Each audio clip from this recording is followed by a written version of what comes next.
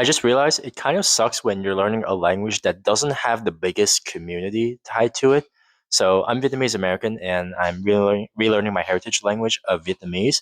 But the thing is, there's not that big of a community of learners that's like as like tight knit and structured as compared to other languages, say like maybe French or Japanese or Spanish. I think just because there's such a smaller number of people learning Vietnamese. Most of the people that are actively learning Vietnamese are maybe some foreigners who have no prior connection to the language and just happen to want to maybe live in the country or work in the country. So that's maybe like a handful of people in the world.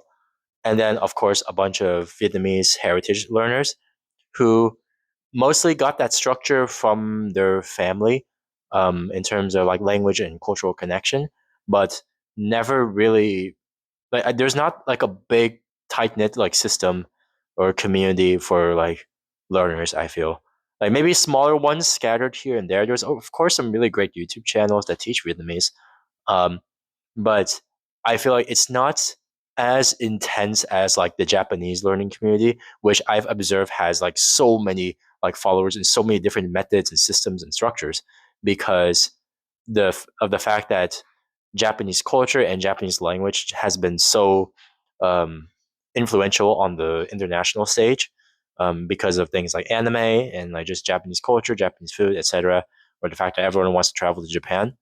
So that's why it's such a more popular language to learn.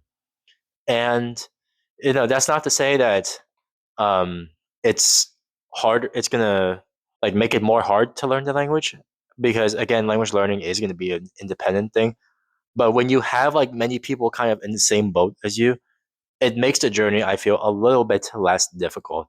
But the thing is, I feel Vietnamese, unless like there's just a lot of more like scatter and dispersion in terms of like community and like the exact levels people are at. So yeah, if you're Vietnamese American or any other like learner of a not too of a language that doesn't have too many active learners, do you feel the same way? What do you think?